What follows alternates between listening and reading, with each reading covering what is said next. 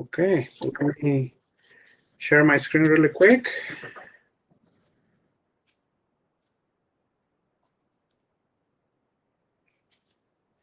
Can you all see my screen?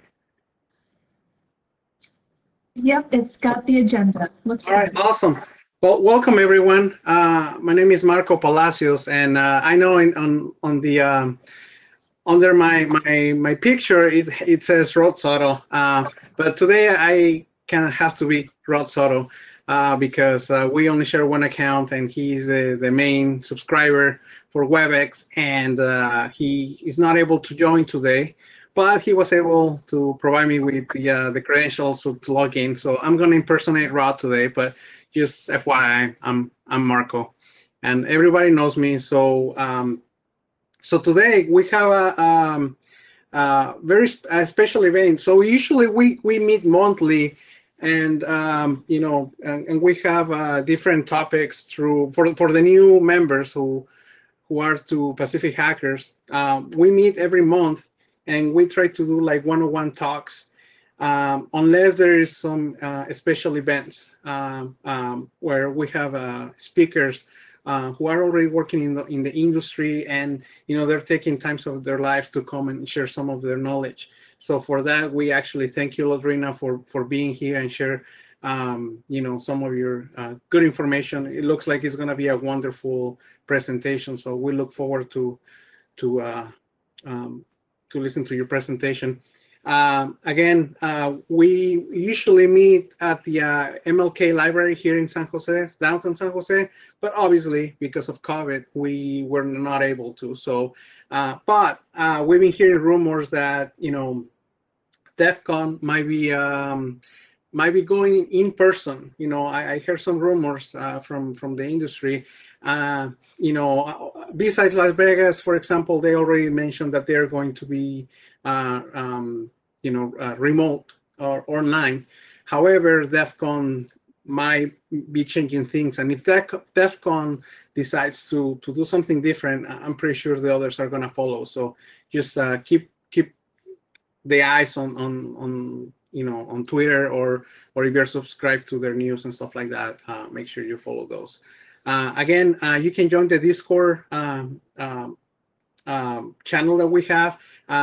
I think someone already posted the link, so thank you. And with that, I'm gonna present our today's event, which is Lodrina, and we can do this without our very own Kevin. So Kevin, if you're on the channel, please, we want you to say some words, because you brought Lodrina, and we're very thankful for you to that you brought you were able to make the connection, and I don't know what else to say, but go ahead, Kevin, if you're in the conversation.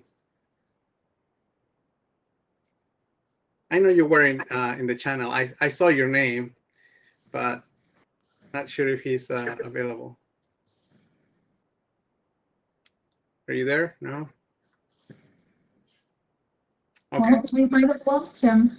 Okay, well, Kevin, thank you again. If you can listen to us, I don't know if you can talk or something, but if you can listen to us, thank you so much for doing this, man. Kevin is also part of Pacific Hackers, and he does tremendous jobs bringing professionals like you to provide this type of information to our members. So thank you. So with that, I'm gonna stop sharing, and I'm gonna have Lodrina share her screen and start her presentation. So she mentioned that she wants the questions be asked towards the end, so please do not interrupt her during the presentation. So please hold your questions towards the end, and she will be more than happy to answer them. Okay.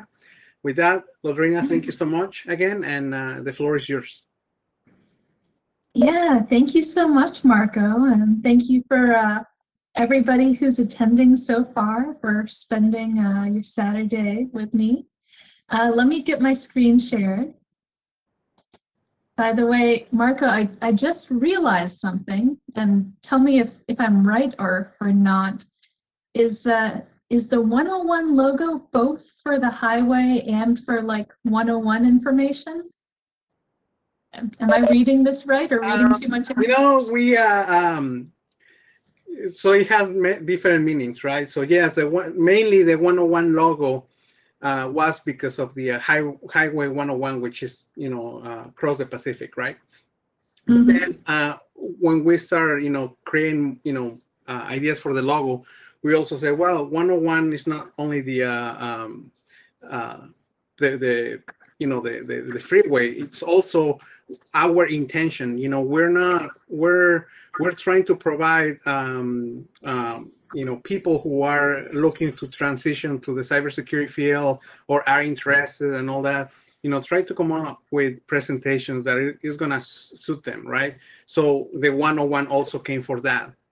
And then the zero, or in the logo, or the 5 dots there, that's from the hackers game from MIT. So that's from if you Google the hackers culture, in Wikipedia, it shows the game that I'm talking about. And I think, but yeah, it has many definitions, but that's definitely one of them for sure. Awesome. Awesome. Well, I'm extra excited to be here with everybody. I was just sharing with our hosts before we officially kick things off that I grew up in the Bay Area. So I feel like I've been welcomed back home, and thank you for having me. What I'm going to do today is I'm going to share a little bit about myself, what I do in forensics, what I do for work. We'll talk careers in the field, but I'll leave plenty of time for questions for everybody at the end. So I'll share, first of all, I'll officially introduce myself. My name is Lodrina Cherne. I work at Cybereason, that's the owl on the right. We do endpoint detection and response, EDR, and endpoint protection, EPP. So we're really a company who's based here in Boston, where I'm coming in from today. And we really try and just protect people everywhere.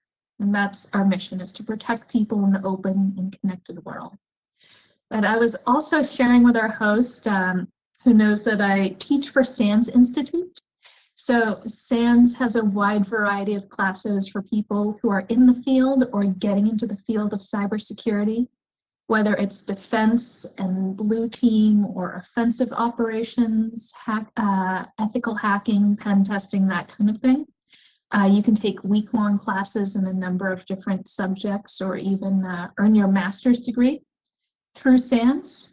But I'm also doing a couple other projects, including working in policy. So I should say what I do for Cybereason is I sit in our office of the CISO. I work on policy and standards, and basically trying to make the cybersecurity world a better place. So you can reach me on Twitter. That's my name on Twitter is @hexplates. I'll have this information up at the end, including my email, if you want to reach out to me. But without further ado, I want to dive right into an introduction to digital forensics. So what is digital forensics, or I might call this DFIR? DFIR stands for Digital Forensics and Incident Response.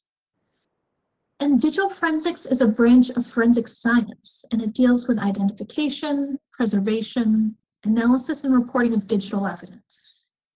So now, if you are new to this world and you're maybe a crime show junkie like me, you might think of forensics as when they go into the big secure room and they zoom and enhance things on a screen.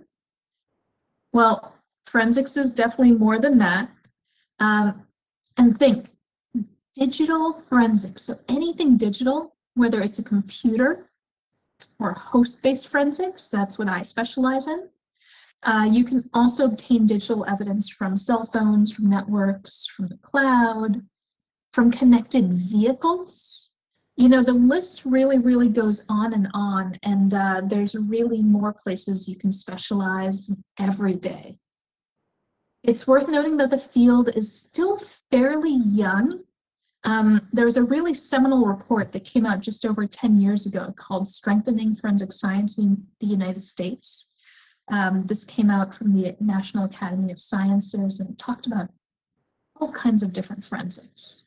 It talked about blood splatter, ballistics, dental forensics, but it really talked about computers and multimedia forensics as a field that, relative to all those other fields, which honestly are fairly new themselves in the grand scheme of science, computers as one that is still really evolving and changing and yet to be fully defined.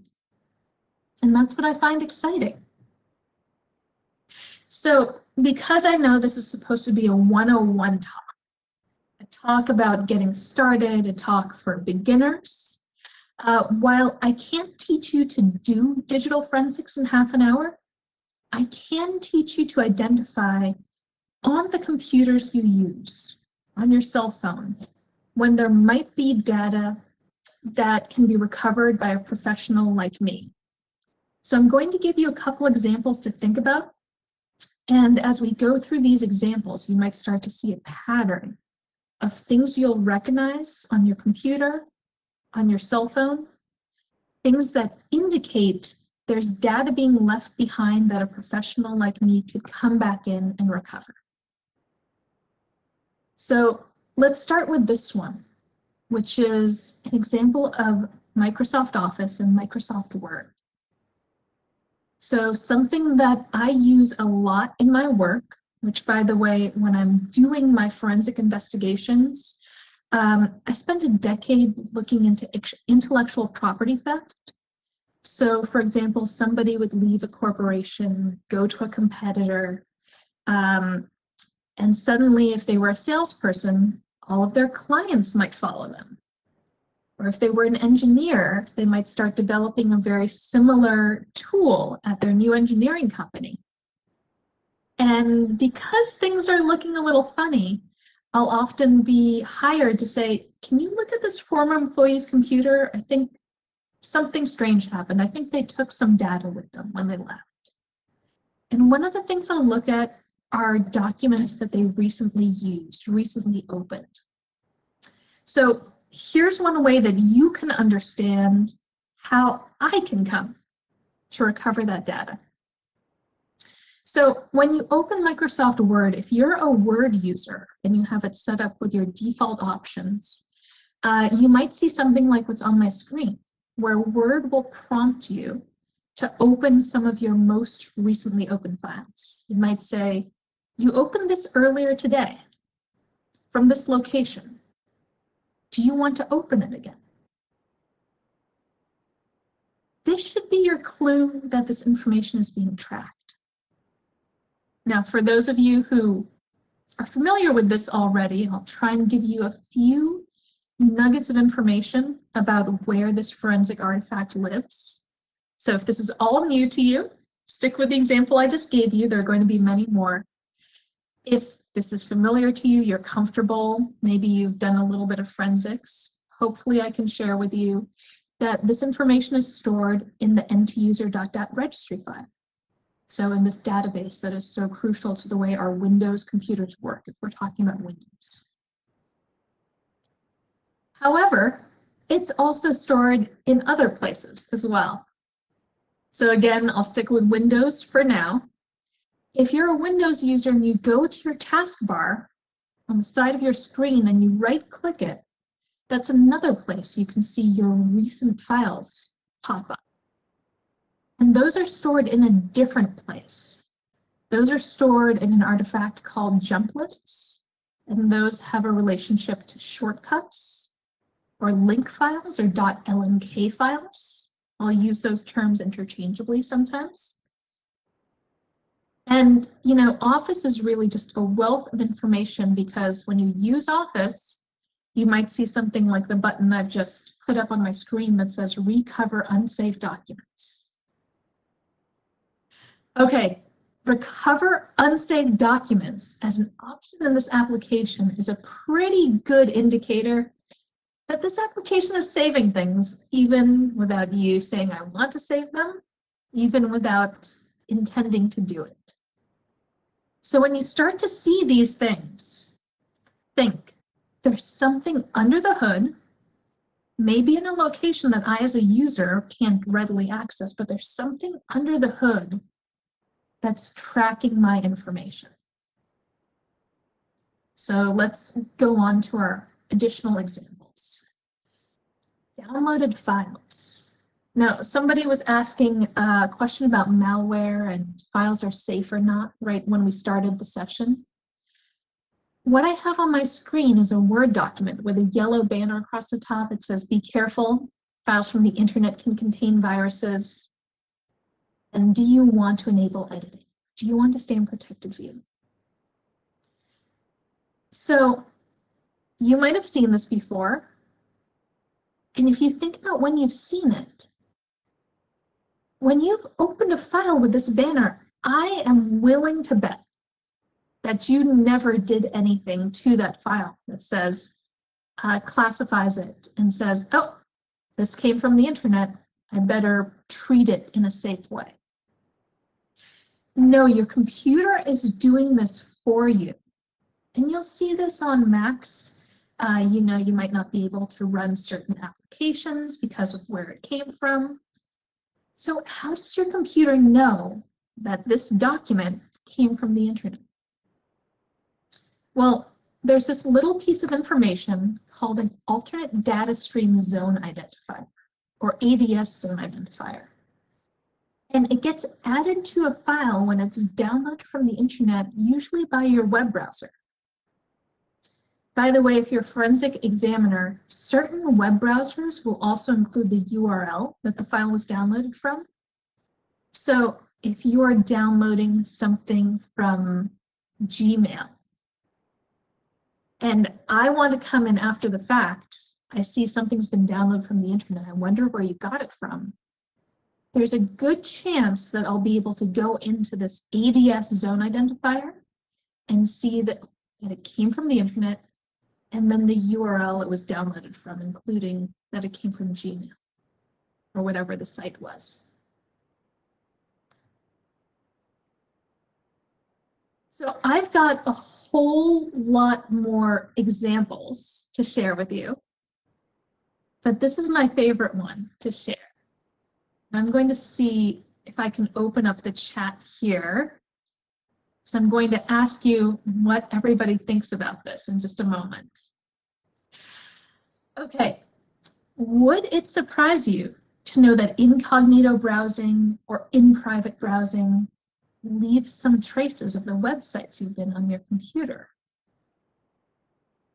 So this can be across different browsers, whether it's Chrome, Edge, Firefox. But we're talking today about identifying forensic data. So I want everybody to take a minute, take a look at my screen, take a look at that browser window. I highlighted in red, it's an in-private browser window, but there is something else on this page, if you look really closely, that might tell you that your history is being tracked. So I'll give everybody a minute. I've got the chat open if anybody has any guesses. And just take a good look at that screen. How do you know your data is being tracked?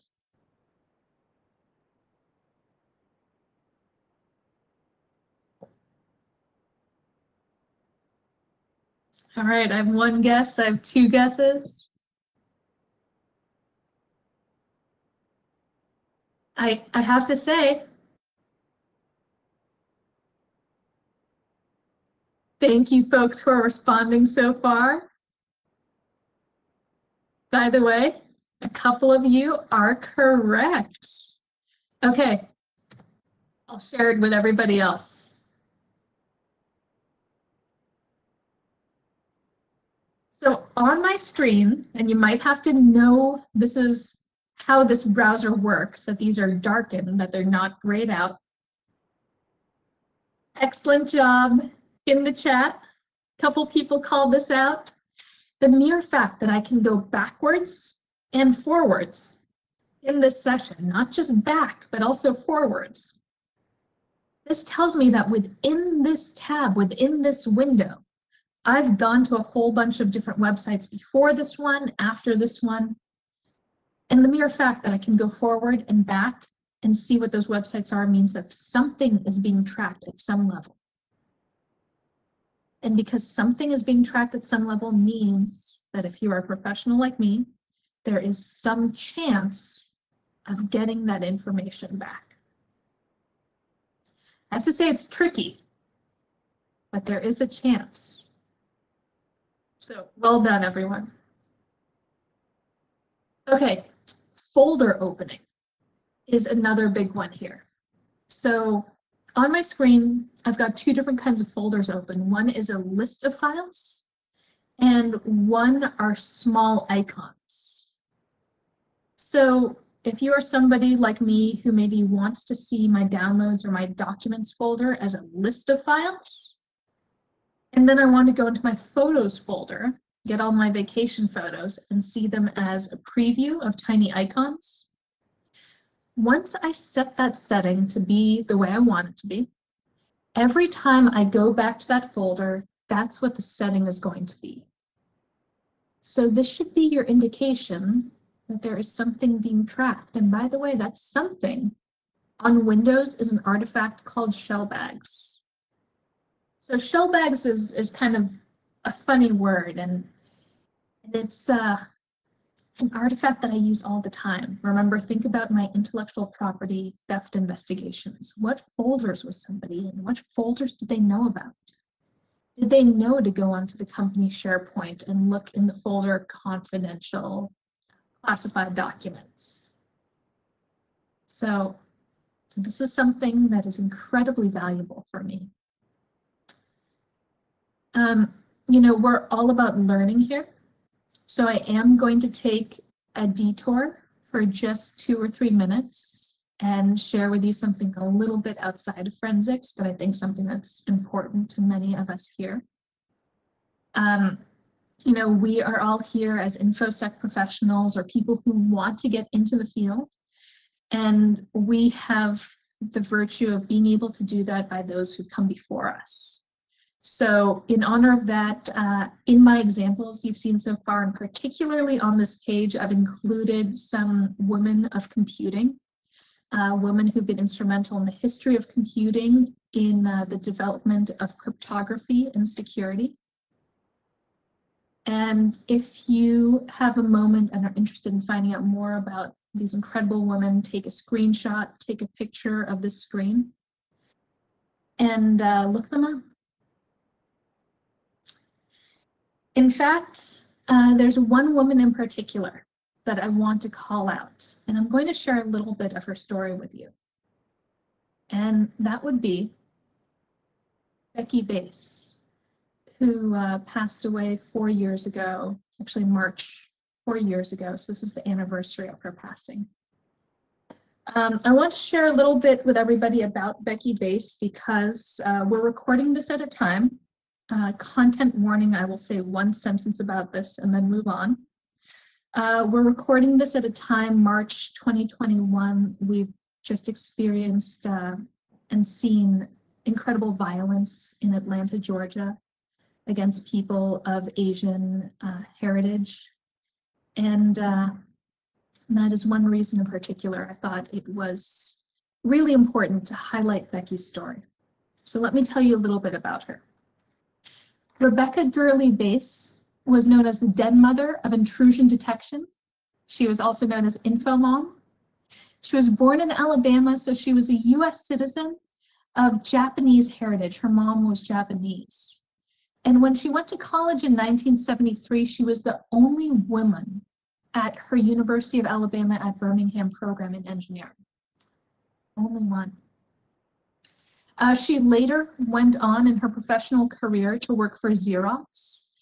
And Xerox's main headquarters is just up the road from many of you in Palo Alto. So I believe she was at Xerox PARC before she went on to the NSA in the National Computer Security Center. There she was particularly able to advocate for women and minorities in her work.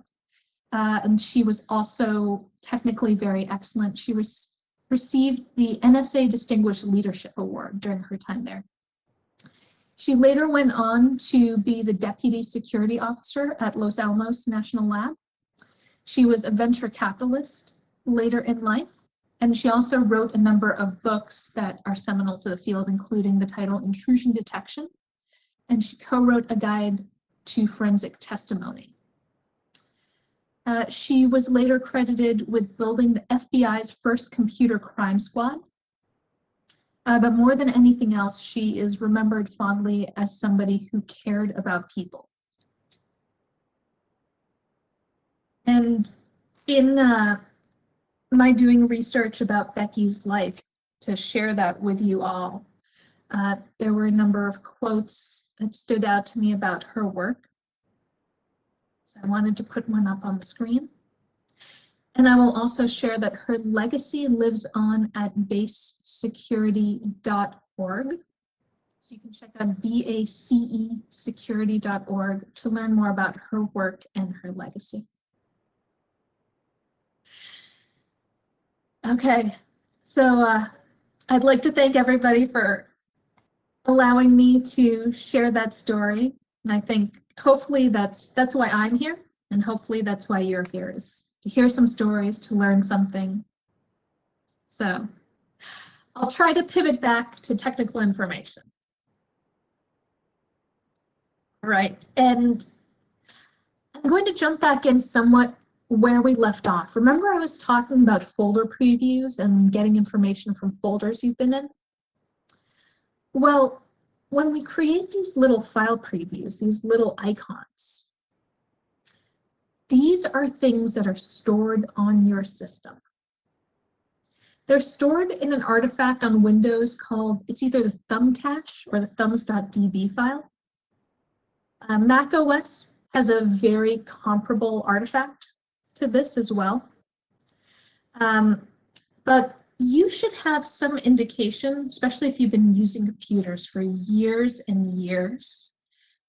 Think about downloading photos from your vacation or having a giant folder full of lots of photos. And maybe you're opening that folder for the first time. The first time you do that, it takes quite a while for all of those little icons to be generated, especially when you think about back in the day when our computers were slower than they are now. But then every other time you go into that folder, it loads a little bit faster. Certainly much faster than the first time. So that should be your hint to yourself. You should be thinking, okay, there's something here that's being cached, something that's being saved. And by the way, even if, you see I called this folder, very cheekily, I called it delete this folder. Even if I delete that folder, I try and remove the files from my hard drive, somewhere on disk, I should still be able to get these little icons, these little photos back in my analysis.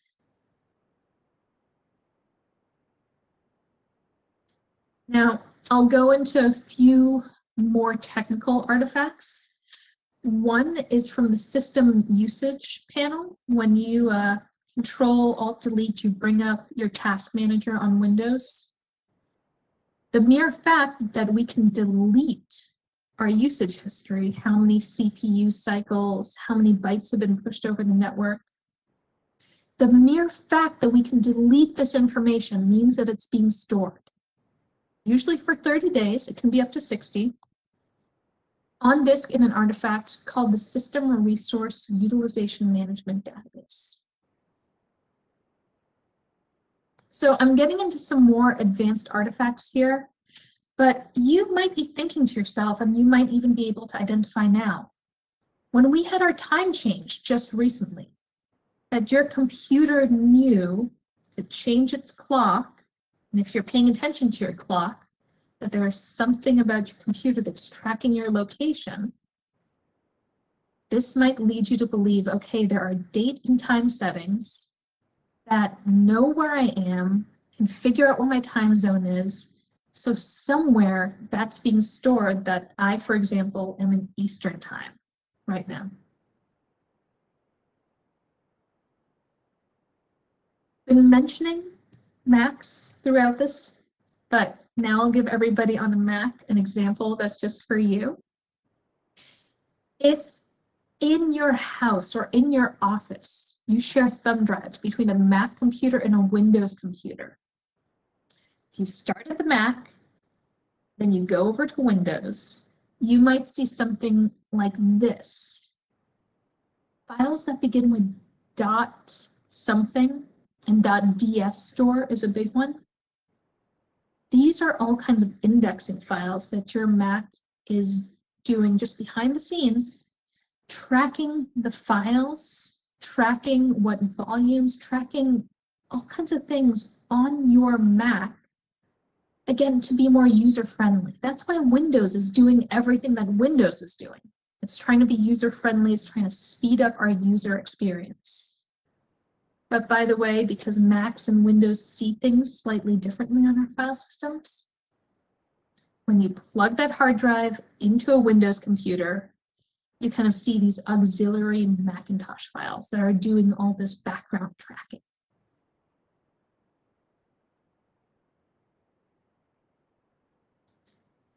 But let's go on to phones now. So I have a fairly unique name. I've never met another Lodrina out there.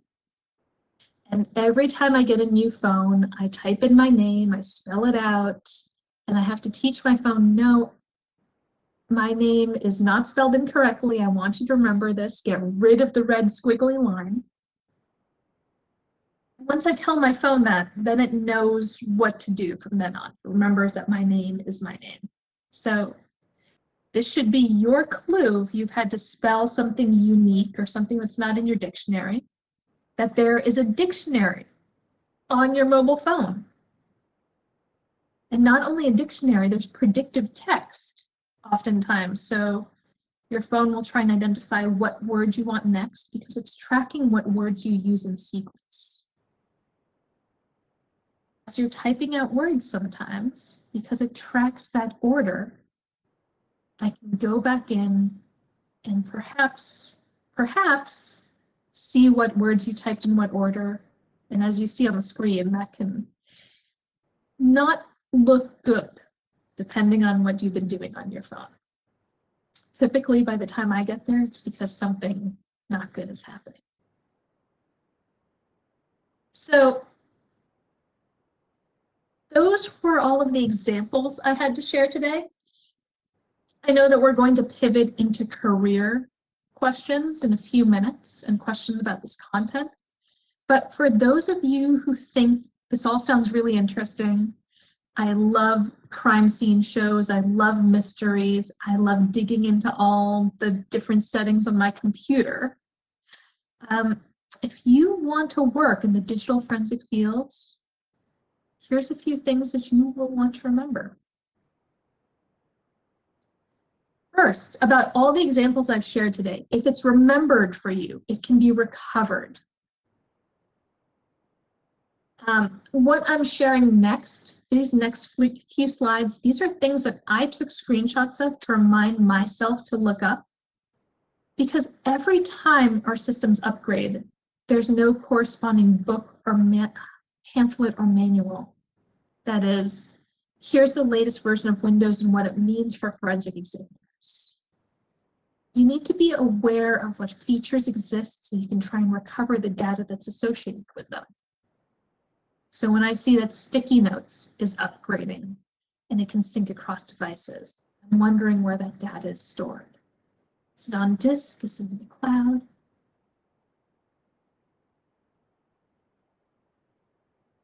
And again, we're back to when Office is saving information for us. So it's remembered for you, it can be recovered. And if you want to work in the field, it's really this scientific process that's important to you. So if you had science in middle school or in high school and you learned the scientific method, you know, observing what's going on, coming up with a hypothesis, test, and then share your findings. Maybe your test doesn't come out the way you want it. Go back and do something else. Do it again. So these are really going to be your most crucial skills going into the field. That and your curiosity will take you very, very, very far. I do want to talk about careers in digital forensics, but how about this? Let me pause first. I'll stop sharing my screen for a minute. And that way I can better bring up the chat window and see what questions you all have about forensic data. So I'm going to scroll back up through the chat right now and see what questions I can identify. But if you had a question earlier, or if you've been holding a question about forensics until now, please put it in the chat so that I can see it and we can get your questions addressed.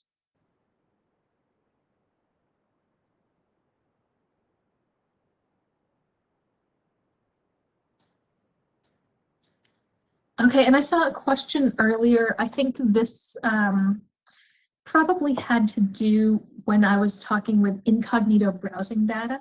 Somebody asked what companies are doing this, who's tracking your information when you're in an in-private session. So this is something that everybody here can test out. You don't even have to be on a computer. You can use your smartphone to do it. If you open up an incognito session, you can see that for every tab you're in, you go forward 10 websites, you go back a few, click the back arrow, go forward again. Well, you know that somewhere there's at least 10 websites that are tracked. Now there's a bunch of disclaimers, and in fact they pop up usually when you open that first in private or incognito window. You know, if somebody's monitoring your traffic on the network, if somebody has additional software that's monitoring websites on your system, yes, that can be tracked, but you as a user should be empowered to know that that information is there. And you can do that just by testing out different browsers. And then try this. Open an in-private session, log into some site that you use. Like, for example, me, I'm a Gmail user. Now open another tab in that session, where I've got my Gmail in one, and in a second tab, I can still pull up my Google Calendar, I can pull up my Google Drive. So this to me means that even across tabs in a single in-private session, I know that there's something in that browser, not just in the tab, but in that session, that is sharing my information, that cookies are shared with other tabs in that session. So, by the way, this might mean different things for different people. You know, if you're somebody who is in a really vulnerable position and you are trying to use a home computer to look up health information, and you really cannot risk, you know, on your life, anybody else on your home computer, knowing that you looked up that health information. You know, that's a different risk model and that's a different threat model than you're at work and you want to know if your employer can track your incognito browser shopping activity on your lunch break. So these are a couple of things that you can test out and try out, and it'll mean different things to different people. So, all right, I'm going back into the chat and I'm checking out. Oh, a bunch of questions have come in. Thank you all for the questions. Let's see. So there's a question about forensics outside of federal work and government work. I'll share with you that I have worked really just in the private sector. I've supported federal, state, local law enforcement investigations at certain times. But I have to say the field is growing and there is plenty of work across all of these different varieties that I've talked about so far.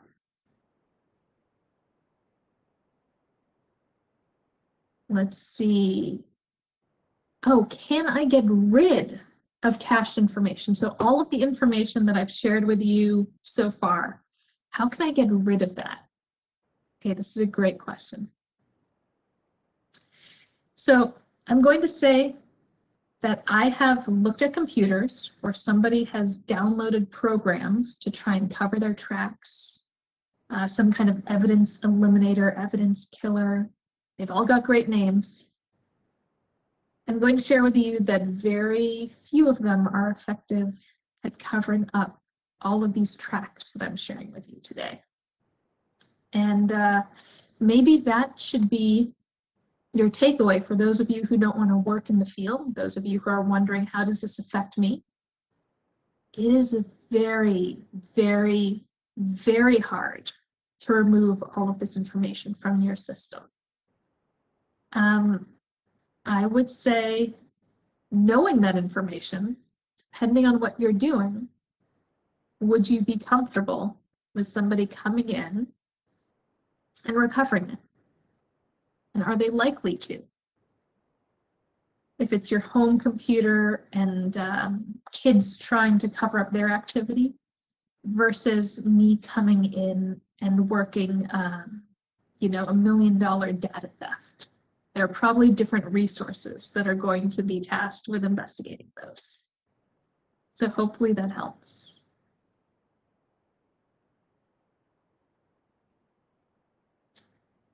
Okay, I see a few more about forensic information. Reporting on information. Who is best to open up this discussion and examples? There are many forensics communities online. There are websites like Forensic Focus. I'll put this in the chat in the bottom here. So there's a website called forensicfocus.com, for example, that has a good bulletin board, discussion board. I'm going to share, for those of you who aren't on Twitter, Twitter is probably the most up-to-date, thriving, both beginner and advanced community online that I know of. And if you use the hashtag DFIR, so hashtag, I'll put this in our chat, hashtag DFIR, that will connect you with a lot of people who are talking about reporting, talking about artifacts and different things. So let's see. There's a couple career questions. I'm going to come back to you. And I see another one about artifacts. Let's see. If digital forensics is being used in a criminal investigation, what type of evidence can be seen from the data Microsoft collects with Windows 10 telemetry, assuming the user had it to the lowest setting? Excellent question, really good question. So let me talk a little bit about Microsoft and data collection, and I'll reiterate again why Microsoft is collecting what it does. So Microsoft is really collecting what it does to really give you a good user experience. So every system, and I see a question about Linux in there as well, even questions about Tor somebody just asked. Every operating system, every program, even Tor, that's an application very focused on user privacy, still wants to be user-friendly. So that's why Microsoft and Mac OS and your phones are collecting information about you. And even if you used Windows 10 on the most, let's say, non-cloud way possible, non-connected to the internet kind of way, a lot of the files and settings I talked about, they really cannot be disabled. They're there for diagnostic purposes. And while you can minimize the amount of information that's being stored, to try and turn off all of those features would render your computer unusable. So, there are some things you can do, like I know somebody's going to ask if you did something like a Linux boot disk to run your OS. Great option. There are lots of people in privacy and security who use that. So depending on your level of paranoia, depending on the level of effort you want to go to cover up your information, I would say, you know, it depends on your comfort level and again, your threat level. Good questions, thank you. Okay, as we are live, I want to acknowledge we're at the top of the hour. I can stay for another 15 or so minutes, so let's spend the next 15 minutes talking about career information. So maybe I can share my screen again.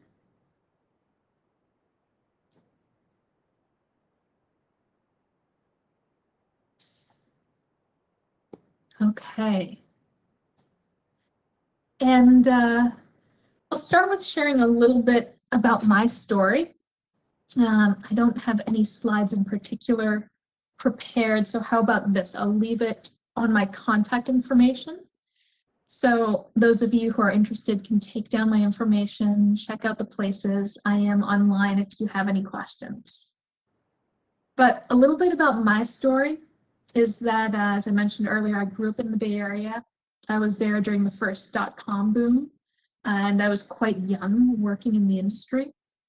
But, you know, I was never somebody who really felt comfortable going straight into the workforce after high school. I knew that college was in my future. I am a first-generation college graduate. I'm also a first-generation high school graduate, and we can go back a little bit more beyond that. So if any of you are in that position, you know, I am there with you and very proud of it, and hope that you are proud of yourselves as well. So as the child and daughter of immigrants, it was always drilled into me that college is something that I would go to, and whatever I did with my career after that, great, but I would get a college education. So at the time I went to college, it was computer science. If you were interested in all things technical. And my computer science career involved a lot of programming, which I did not like, did not enjoy. My path through college involved a lot of math, which I was a little bit interested in when we got to topics like cryptography. But by the time I was done with my college career, I knew that I didn't want to be a programmer. And I effectively graduated, even though my degree says computer science, I effectively graduated with a math degree. And I spent some time, I went to school in Boston. I'm still in Boston to this day. I was lucky enough to take advantage of some of the resources of higher education in the area. I was able to pursue continuing education, going to night school at places like Harvard and Northeastern. I looked into things like technical writing. I looked into and thought about teaching, which, as you know, I'm now doing for SANS. So you can find my classes I teach at sans.org. But was really trying to figure out what me, as somebody who was interested in security, somebody who considered myself as somebody having the hacker mindset, what do I do with myself if I didn't want to be a programmer? So the security industry existed. It was still fairly nascent. And I was lucky enough to take a class at Harvard's night school in security and technology policy and law, which really interested me. That class was taught by somebody who was a retired FBI agent. And I feel very fortunate at this early stage in the computer industry and the forensic industry that I happened upon somebody who retired in the field of forensics. So she really opened my eyes to what the field was. And now the field of forensics is much wider. You can get an undergraduate degree, master's degree, PhD or certificate in forensics. You can get lots of on-the-job training, but then the field was still quite early. And the only place in the area that was offering forensics classes was my local community college. So I came out of my bachelor's degree program, wandered around a bit, started taking classes at my local community college, and that's really what started my career. And it was there that I met the people that I would go on to work for the next decade and beyond. So those of you who have gone to school and don't work in your field or are looking to change or maybe never went to school, hopefully this shows you there's lots of ways to get into the field, whether we're talking forensics or we're talking security. And, you know, lots of ways to pivot your career, even beyond that. So I hope hearing a little bit about my journey helps some of you who are thinking about this field or thinking about changing into fields. And I'm going to go back to the chat. I'm going to review some of the career questions I saw in there. So let's see.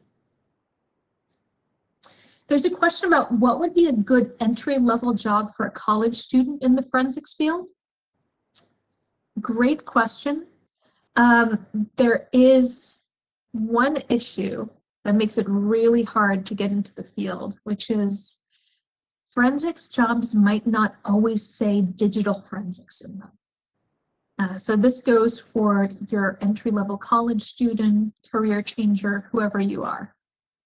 You might find roles that say forensic analyst. It might say security analyst. It might say media exploitation, especially if you're looking at federal roles and contractor roles. The best thing I can tell you realistically looking for a job in the forensics field is I consider forensics and digital forensics and DFIR as part of the defense side of cybersecurity. And you might see roles or related jobs in defense or in blue team, and anywhere that you can get your foot in the door to do any kind of security analyst work or forensics work, you know, whether it's an entry-level job or an internship, you're going to have to look at titles really carefully and look at descriptions.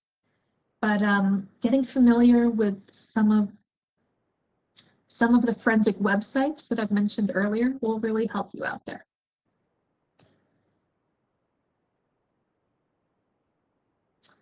So I hope that answers the question. There were a few about getting an entry-level job out of college or somebody who might want to join the field. Let's see.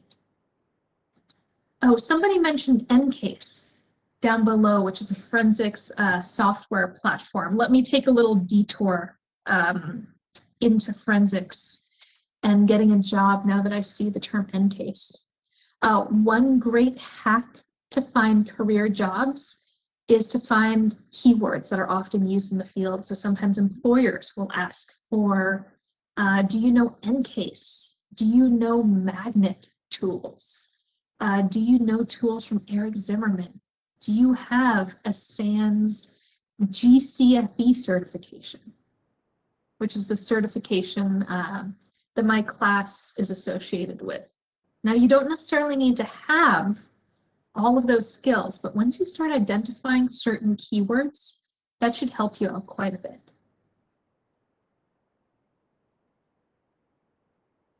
Okay, and I think we're coming back to forensic data questions, which is great as well. Okay. Oh, and more about Windows 10 telemetry. Yeah. So I'm going to share to the person who asked the question, thank you for that question. So when we talk about Windows 10 telemetry, that is something that I try to set at a very low level on my own systems. So when you set up Windows for the first time, it will ask you to log in with a Microsoft account, a live account. I try my best to avoid all of those settings as well. And even though I never use Cortana, it still somehow pops up on many of my systems and tries to get me to use voice commands. Let me think about this question a little bit more.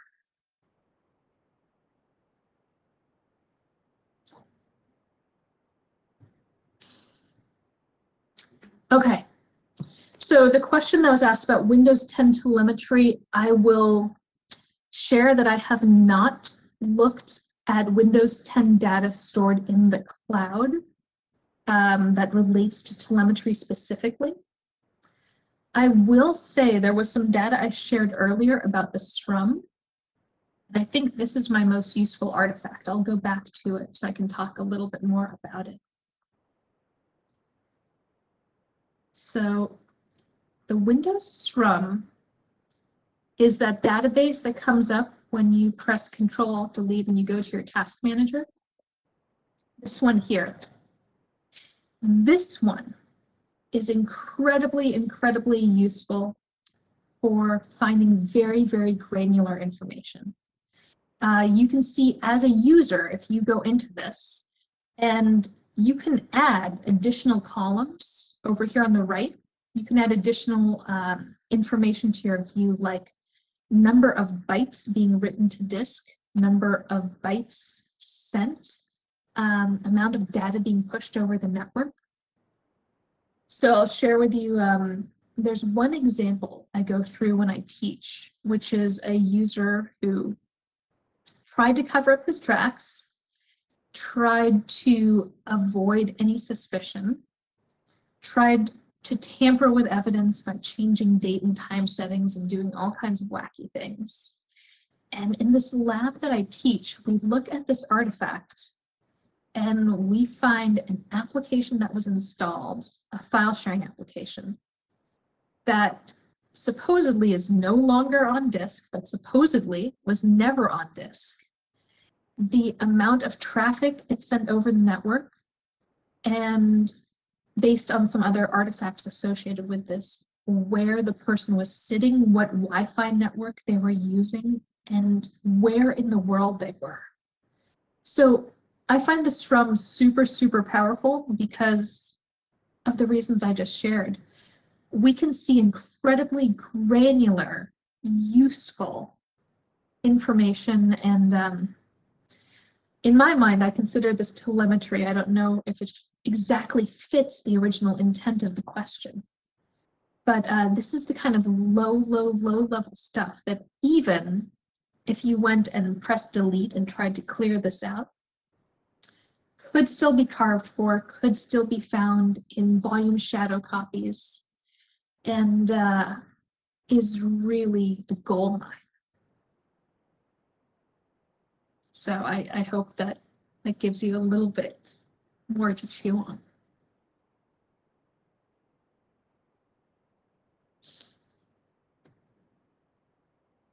And let's see. A few other things here. Go into some more questions. Oh, and one more clarification. Thank you. Telemetry sent back to Microsoft. Yeah, I will in fact double down on my talking about the SRUM artifact, because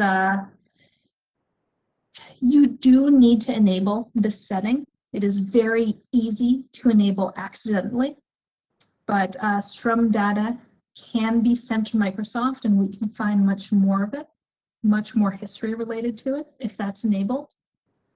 Let's see what else. And depending on what you're thinking about, there might be things that surprise you, like if you use spell check. This is absolutely telemetry. If you use spell check or grammar check in Microsoft Word, even if it is Word installed to your computer, not run from the cloud, Microsoft Word will be sending parts of your data and be sending telemetry to Microsoft to be able to do your spell check and in particular grammar check. Let's see. And one more question from somebody who's exploring the field. By the way, I'm omitting names just for the sake of this recording, just for everybody's privacy. So that is why I am omitting names here as I read through questions. So I think this might be the last or second to last question, unless one more comes in. So the question is, several years ago when I explored this area, I knew EnCase was the leading tool used by investigators. So who are the leading tools today or leading companies? Great question. Thank you. EnCase is still a big player in forensic suites. So is Magnet Forensics. So is Black Bag. So is FTK. Everything that I'm naming off, these are big suites. So when I say suites, I mean tools that ingest a lot of data and give you a good 30,000-foot view of a computer system. Now, a lot of the things I've shared with you today are best investigated with purpose-specific tools. So if you are looking at the SRUM, or you are looking at shortcuts or jump lists, there is going to be a specific tool out there for that. And as another comment, very astutely noted in the chat, every big tool that gives you that 30,000-foot view has its blind spots. So we can go in with these specialized tools depending on what you're looking at. And if you haven't looked at the field in quite a while, I would stress tools from Eric Zimmerman. Eric Zimmerman also teaches forensics for SANS. He teaches courses that are both more basic and more advanced than the one that I teach. But he's a former FBI agent and investigator, and now is lucky enough to, now that he is outside of the FBI, developing his tools for all of us to use.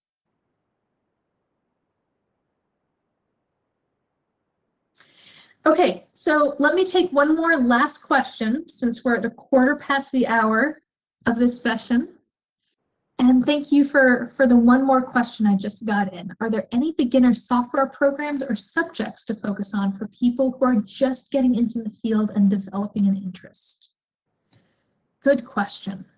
So if you're just getting into the field, reading about it, following folks on Twitter, again, hashtag DFIR will lead you to a lot of those people. That would be for reading. And then you'll find a bunch of blogs off of there as well. Beginner software programs.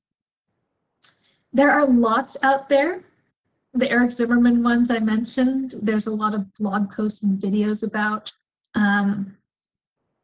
There's one other one that I want to mention, which is not a specific software program, but something you can do.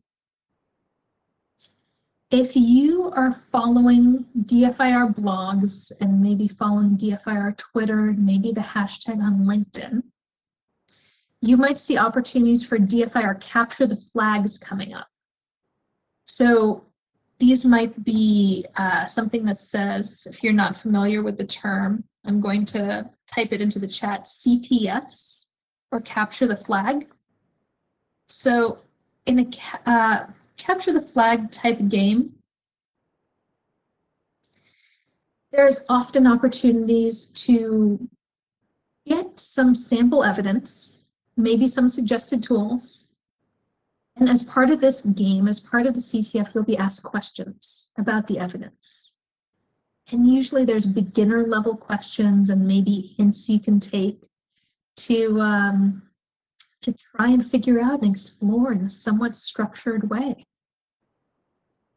So those of you who are just getting started, again, I can't stress enough how much information is shared on Twitter.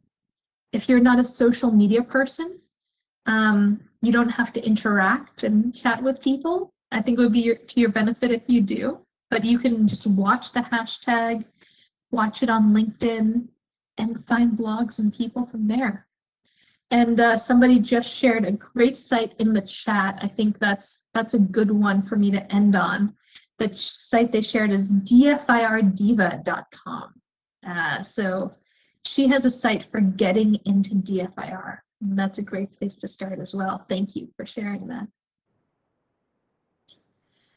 So I know I've been talking for almost an hour. I want to end it here and be respectful of everybody's time and weekend, but I did share my contact information earlier on the screen. So you can best reach me on Twitter or through email. Any other methods, I might not check as much. I might be on different Slacks or a Discord here and there if you see my name. I probably won't see that for months. So again, please find me on Twitter. Please email me. And any other questions I didn't get to or people who are interested in getting into the field, if you reach out to me there, I look forward to hearing from you. And just please mention that you are here in this session. So I remember what we talked about and where to pick up the conversation. Well, Lodrina, thank you so much. This was an awesome presentation. Definitely, I learned a lot, even though I'm already in the industry. But I definitely learned something new, and I'm pretty sure the others have as well. We have Kevin finally show up. He had some issues, with audio. So, Kevin, I'll give you the floor before we end the session.